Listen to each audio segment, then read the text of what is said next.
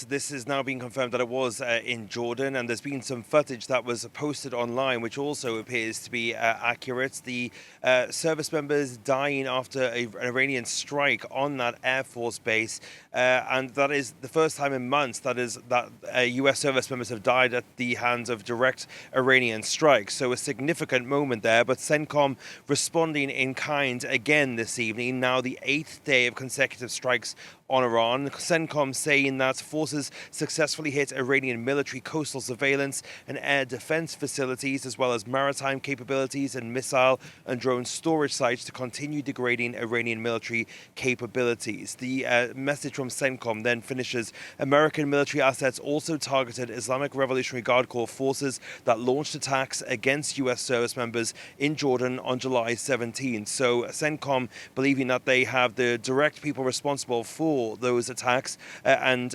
making them feel some retribution, it seems, this evening. So a significant another wave of strikes on Iran from the Americans this time, but the Iranians are also stepping up the rhetoric as well. We've heard multiple things from different people within Iran and over the last couple of days saying that if these strikes continue for another 2 or 3 days, then ultimately the Americans would pay the price. But of course the Americans are also seemingly gearing up for this war to escalate.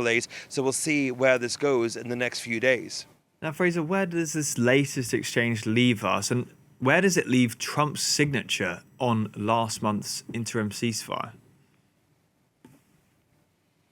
Well, if you listen to the Iranians, they say that Trump's signature is completely meaningless because, of course, they accuse the Americans of continuing the war whilst also saying that they're continuing negotiations as well. When we left Ankara, for example, the NATO summit, we thought that there was going to be, potentially some kind of talks, even despite Donald Trump saying the MOU was over and the ceasefire was over. There was meant to be some kind of technical talks happening this past week, which potentially were going to be taking place in Switzerland. Well, they never materialized, and now it seems that the second part of this MOU, which was meant to be the sitting down and negotiating, which would get an actual peace deal over the line at the end of those 60 days, well, that now seems to be extremely far away. So this MOU effectively is dead in the water. Both sides striking each other once again. So I think effectively the MOU might as well have not been signed in the first place, because where we are right now